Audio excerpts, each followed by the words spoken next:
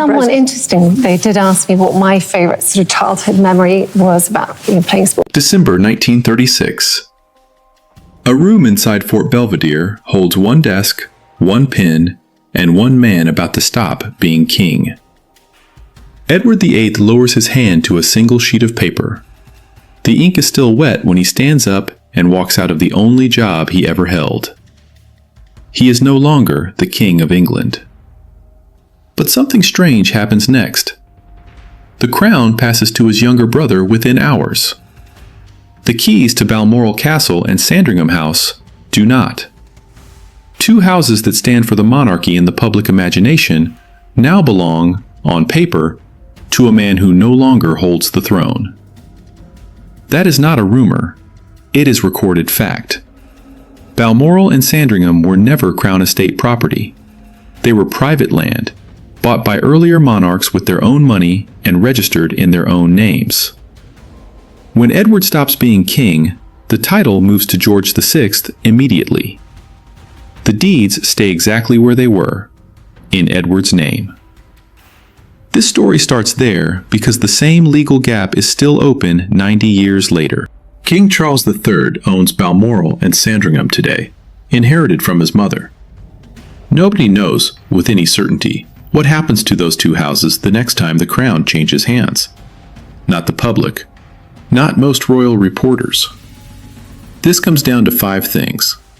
Why these houses were never Crown Estate property. How one abdication turned that into an expensive problem. Why William's current job already looks like training for something bigger. Why Anne carries authority no deed can grant her. And where the money behind all of it actually goes. Hi viewers, quick question. If you found out your own family home was never legally guaranteed to pass down to you, would you want to know that today, or would you rather find out later? That is the exact position the modern royal family is in. Reports have started asking whether William and Anne are being positioned for a bigger role in how Balmoral and Sandringham are run. No palace announcement has confirmed a change in ownership. King Charles remains the legal owner of both estates, according to the royal family's own published finance records. What has changed is smaller and more interesting. William has spent years running a £500 million estate of his own. Anne has spent decades standing closer to the day-to-day running of royal land than almost anyone alive. Neither fact proves a takeover, but both facts explain why people are asking the question in the first place. And in 1936, the family that ignored this exact question for too long ended up paying £300,000 to fix it. Every family has its own difficulties and its own challenges, and I think it's very individual and sort of. Prince Albert stands on a stretch of land beside the River Dee, holding a survey map instead of a scepter. He is not buying a palace for the nation. He is buying a private home, with his own money, in his own name. The estate is called Balmoral, and the moment he signs, it becomes personal property, no different under the law than a house bought by any working family nearby. That decision only makes legal sense because of something that happened 52 years earlier, and almost nobody watching the royal family today has ever heard of it. The story has to go back further than Queen Victoria's reign, to a much drier subject, property law. Before the year 1800, a British monarch had a real problem most people never think about. Land the sovereign purchased personally could be absorbed into crown property automatically, which made it difficult for a king to own, sell, or leave anything behind the way an ordinary person could. Parliament fixed that with the Crown Private Estate Act of 1800. Followed by further Crown Private Estates Acts in 1862 and 1873. Together, these laws gave the monarch something no king had reliably had before: the legal right to hold private property and pass it down completely separate from the crown. That single change is the reason Balmoral could become Prince Albert's personal purchase instead of government land. It is also the reason the future Edward VII could later buy Sandringham House in Norfolk the same way, as a private family home rather than an official royal residence.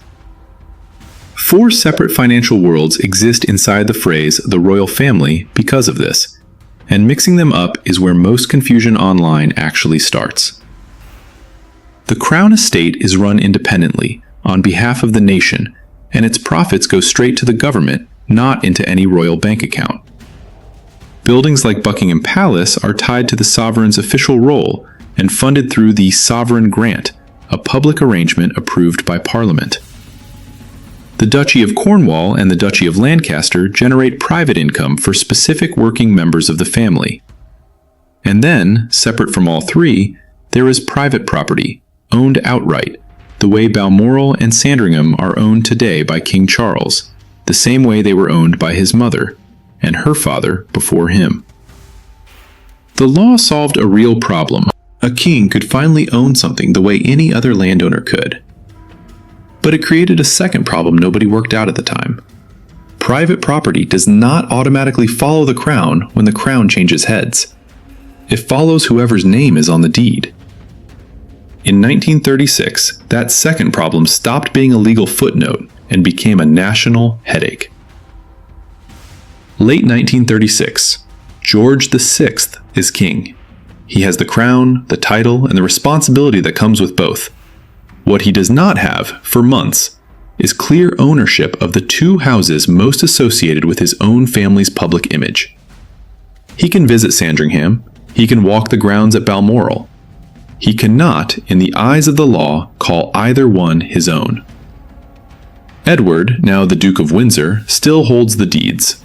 Sandringham House in Norfolk and Balmoral Castle in Scotland remain his private property, purchased by earlier monarchs and passed down to him personally, completely separate from the throne he just walked away from. For the new king, this is not a small inconvenience. Sandringham had already become the house tied to royal Christmas, the place where the family gathered every December in front of the public. Balmoral had already become the house tied to the monarchy's connection to Scotland, a summer retreat generations deep. Both carried public meaning far bigger than their market value, and both belonged, on paper, to a man who no longer had a job, a title, or an official reason to keep them. The solution was money. George VI personally paid his brother £300,000 to acquire Balmoral and Sandringham outright.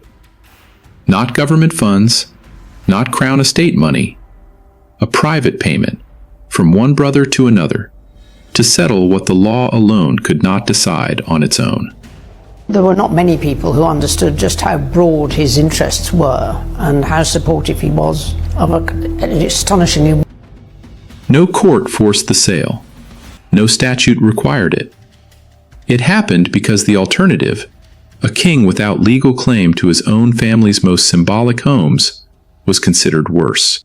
That figure, £300,000 in 1936, marks the first time the modern royal family was forced to publicly reckon with a fact most people assumed would never matter. Becoming king does not automatically make you the owner of the houses that represent your own reign. Queen Elizabeth II inherited both estates cleanly from her father decades later, and the arrangement worked so smoothly for so long that most of the public forgot it had ever been a problem. When she died, both properties passed to King Charles III without incident, exactly as the law allows for a private estate moving between generations.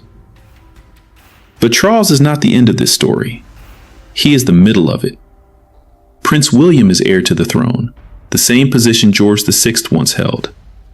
Owning the crown someday will not, by itself, hand him Balmoral or Sandringham.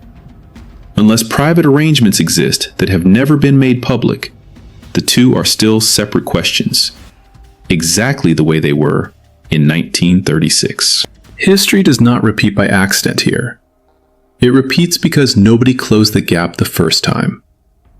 Sandringham, sometime in the decades after 1952, a tall man in work boots walks the edge of a field with an estate manager, checking drainage, reviewing farm accounts, deciding what gets planted and what gets sold. He is not the king. He never will be. His name is Prince Philip, Duke of Edinburgh, and according to the royal family's own published record, he took direct, hands-on responsibility for how Balmoral and Sandringham were actually run for most of Queen Elizabeth II's reign. Not as a ceremonial title, as an actual job, done on the ground, year after year, while his wife carried the crown he never held. Ownership and management, it turns out, are two different jobs. Elizabeth held the deeds, Philip ran the operation. That division worked for 70 years, largely because the two people involved trusted each other completely and stayed married for longer than most countries stay at peace. Princess Anne inherited something from that arrangement, even though she inherited no property. She holds no legal ownership stake in Balmoral or Sandringham today, and nothing in public record suggests that has changed. But she is one of the working royals still authorized to act as a Councillor of State, a role defined under the Regency Acts of 1937 through 1953, and updated by the Councillors of State Act 2022. Councillors of State can carry out specific official duties on the monarch's behalf when he is unavailable or abroad. Things like attending Privy Council meetings or signing routine documents. It is a constitutional function written into law with a specific and limited scope. It is not, and has never been, a form of estate control. That distinction matters because it is easy to blur the two on camera. Was said in a day when there were a few more people around to make that seem like a justifiable comment. The world changes a bit. It changes a bit. I mean, a senior royal photographed at Balmoral discussing land use with staff is not the same as a senior royal holding a deed. One is documented legal authority over government functions. The other is ownership of private property. Anne has spent decades building the first kind of standing. She has never held the second. What she does have, more than almost anyone else currently active in the family, is direct memory.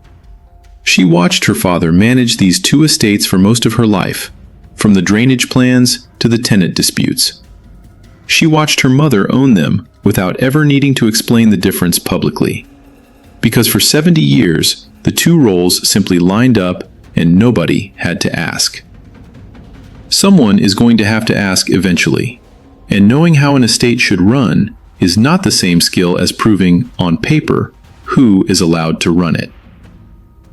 A construction site in the English countryside, June 2026. Prince William walks past new housing frames going up on Duchy of Cornwall land. A printed copy of an impact report under his arm. Workers nod as he passes. Nobody hands him a crown here. They hand him spreadsheets, planning permits, and site reports. This is not Balmoral. It is not Sandringham. It is the estate that has actually been his to run for years, quietly, away from the headlines about castles in Scotland. The Duchy of Cornwall is a separate landed estate, created centuries ago specifically to fund the heir to the throne. William became its head the moment he became Prince of Wales.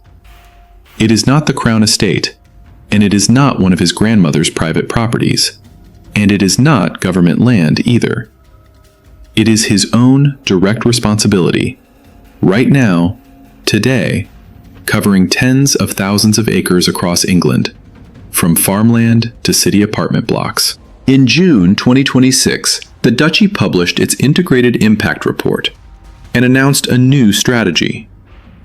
£500 million invested over the next 10 years, aimed at housing, environmental recovery, local economies, and long-term farming resilience across its land. These are not vague promises. They are numbers attached to a published plan, the kind that gets checked against results later. Alongside that, the Duchy confirmed that £1.5 million a year in rent from the Dartmoor prison site would now be redirected back into the local community affected by the prison's presence. None of that proves William has any claim on Balmoral or Sandringham. Those two estates still belong to King Charles, and nothing in the Duchy's announcement changes that. But it does prove something else, something the headlines tend to skip past.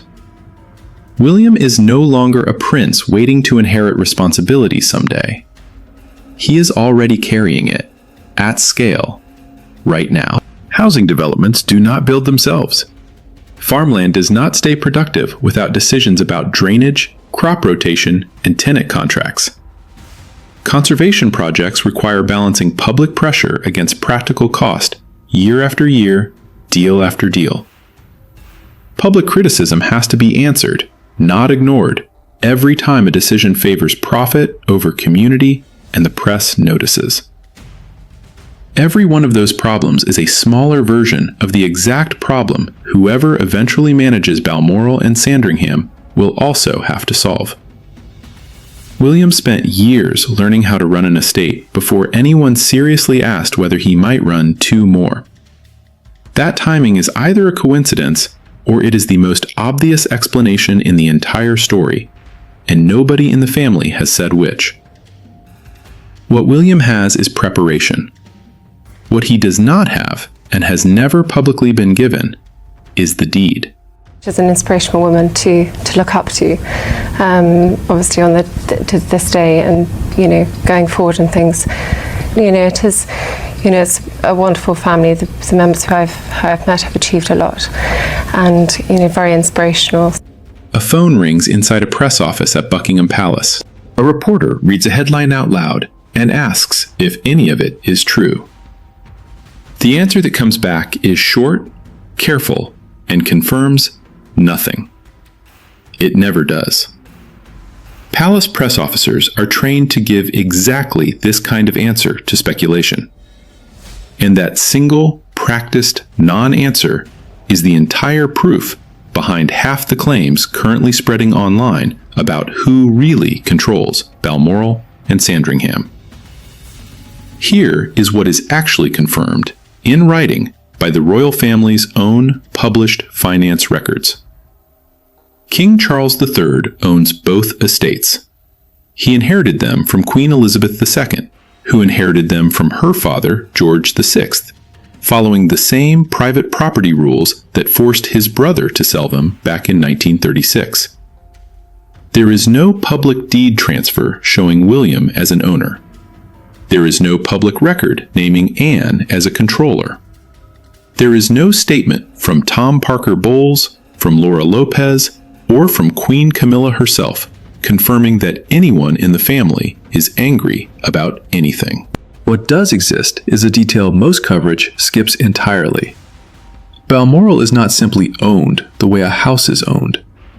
Public records describe it as held under deeds of nomination and appointment, managed through trustees rather than by the sovereign alone. Exactly the kind of legal structure a family builds when it wants land to survive one generation without a single point of failure. That structure already limits what any single royal, including the king himself, can do with the property on a whim. That detail alone tells you something the headlines do not. The family has already been thinking about exactly this problem, quietly, through paperwork, long before any of this became a video title.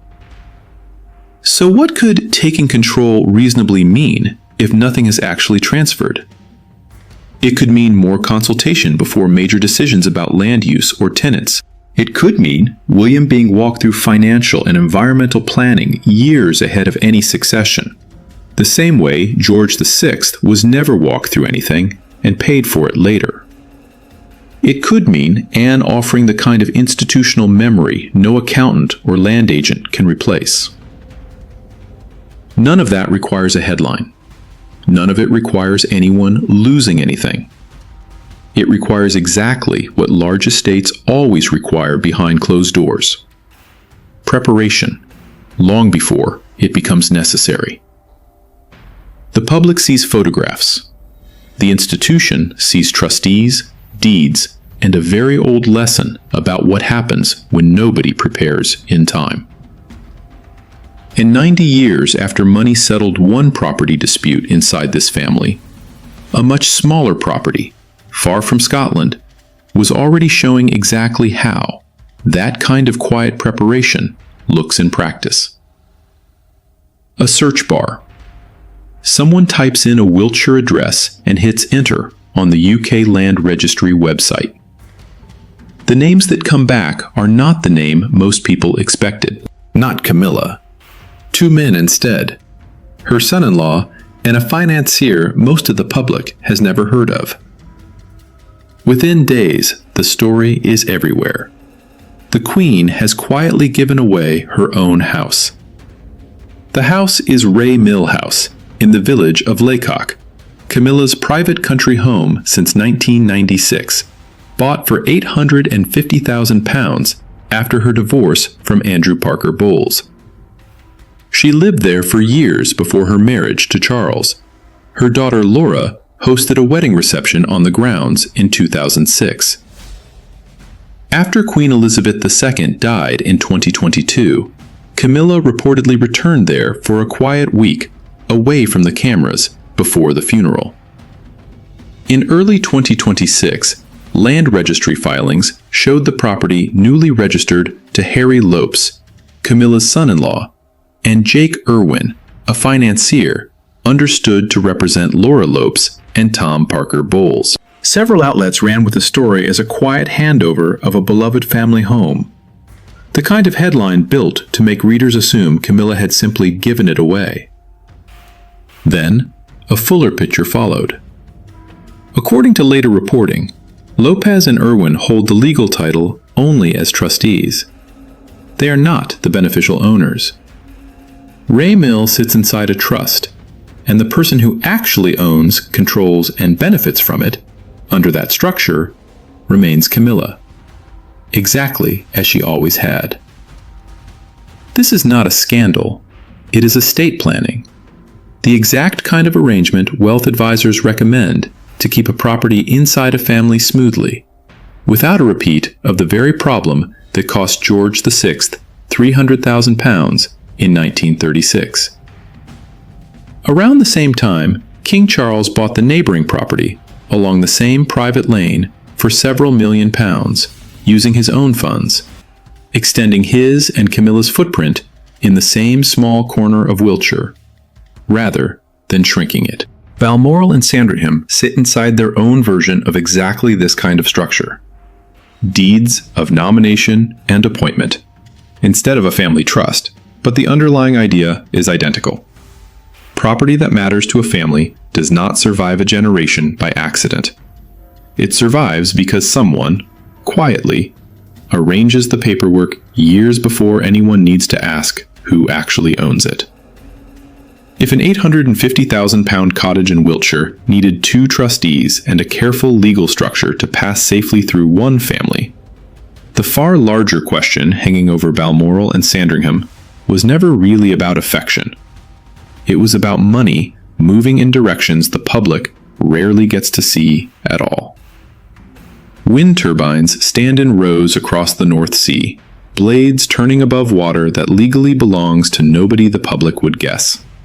Not an oil company, not the government outright. The seabed underneath those turbines is Crown property, and the rent it generates is one of the strangest, least understood pieces of the entire royal finance story. This is the offshore twist, and unlike most of what circulates online about royal money, this part is not a rumor. It is published, audited, and sitting in a government report right now. Most people hear royal estate and assume it means private family wealth. The Crown estate proves that assumption wrong immediately.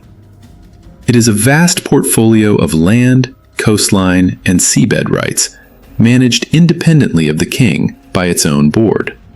And every pound of profit it makes goes straight to the government, not to Buckingham Palace, not to Balmoral, not to any personal royal account.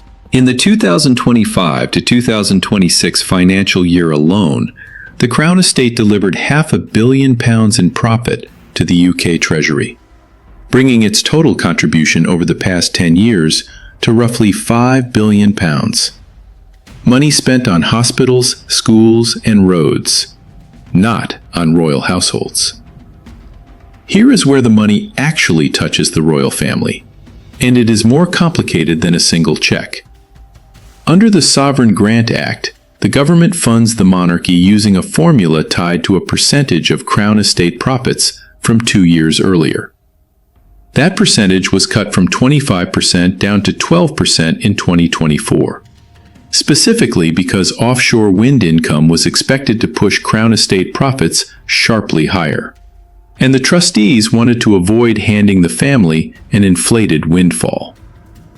The sovereign grant for 2026 to 2027 was confirmed at £137.9 million, the final year of funding tied to the Buckingham Palace repair program. After that, the amount is set to fall to under £100 million a year, even as the percentage used in the formula is expected to rise again, back toward 20%, because the offshore wind windfall that inflated recent profits is already fading. The number moves, the underlying system barely does. None of this money is Balmoral. None of it is Sandringham. It is a completely separate financial current, flowing from seabed to treasury to sovereign grant, funding palaces and official duties, not private houses in Scotland or Norfolk. The phrase royal wealth hides at least 4 different systems, all moving in different directions. And once you separate them, one thing becomes obvious. The money was never the actual mystery. June 16th, 2026. 4 open-topped carriages roll down the track at Ascot Racecourse, each pulled by 4 horses, each carrying a piece of the working royal family, in front of thousands of people and a dozen television cameras. King Charles and Queen Camilla sit in the first carriage, alongside the Duke and Duchess of Wellington. Princess Anne rides further back in the procession, exactly where decades of royal duty have earned her a seat. Tom Parker Bowles and Laura Lopez, the Queen's own children, are nowhere in it. They are not far away. Photographs from that same afternoon show both of them in the royal box, sitting near their mother, watching the racing, dressed for the occasion, clearly welcome, clearly comfortable, clearly part of the day. But the procession itself, the part broadcast live and photographed from every angle, belongs strictly to working members of the family, the ones who carry out official duties in the king's name. Camilla's children from her first marriage hold no royal titles and carry out no official royal duties of their own. Being the Queen's son does not put you in the carriage. Only an official role does, and that has never been a secret. Tom Parker Bowles has addressed this directly, in his own words, in a podcast interview earlier this year. Asked whether he ever wished he could be called a prince, he made clear the idea holds no appeal for him at all. That is not speculation.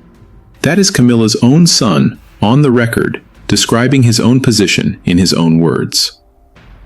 No public statement from Tom Parker Bowles, Laura Lopez, or Queen Camilla has ever confirmed anger, resentment, or a sense of exclusion connected to Balmoral, Sandringham, or anything discussed in this story. That claim, wherever it originated, has no source behind it, and repeating it as fact would be exactly the kind of thing this story set out to avoid. What does exist is a structural fact, plain and unemotional. Balmoral and Sandringham are tied to the direct line of the crown, the same line that forced George VI to pay his brother in 1936. Ray Milhouse is tied to Camilla's own life before she ever became queen. A private matter, entirely separate from that dynastic chain. One property answers to the rules of kingship. The other answers to the rules of an ordinary family trust. 2 different kinds of property, 2 different sets of rules. One family, standing in the same photograph, governed by 2 histories that never needed to touch at all. 90 years after Edward VIII signed one piece of paper and lost a throne while keeping 2 houses, Those same two houses sit quietly in Scotland and Norfolk, still waiting for the next chapter nobody has written yet. King Charles III still owns them, exactly as the royal family's own records confirm. No transfer has happened. No announcement has come. No family member has said a word about it in public. But the evidence, laid out piece by piece, points somewhere specific. Balmoral is already held under trustees, not on a single person's whim. William already runs a £500 million estate of his own, tenant contracts and conservation battles included. Anne already carries the kind of constitutional standing and institutional memory that no deed alone can grant. Camilla and Charles have already shown, through Raymill House, exactly how a family quietly protects a smaller property using trusts and careful legal planning. None of that is rumor. Every piece of it sits in a public record somewhere, waiting to be checked. What is missing is the one thing 1936 proved a family cannot safely skip: a clear, timely answer to what happens to Balmoral and Sandringham the next time the crown changes hands. George VI learned that lesson the expensive way. £300,000 and months of uncertainty at the exact moment the country needed stability most. Whether Charles closes that gap before it becomes urgent again, or leaves it for William the way it was once left for George VI, is a decision nobody outside the family has been told. Camilla's children are not part of that decision, and nothing in the public record suggests they ever expected to be. Their story runs through Wiltshire, not Scotland. Tom Parker Bowles said as much himself, in his own words, when he made clear a title never interested him in the first place. If the palace ever wants to end the speculation for good, one clear statement would do more than 100 vague photographs ever could.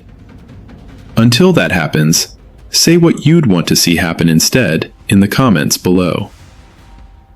The lesson of 1936 was never about love, loyalty, or betrayal. It was about paperwork. And paperwork, unlike family, never quietly resolves itself with time alone.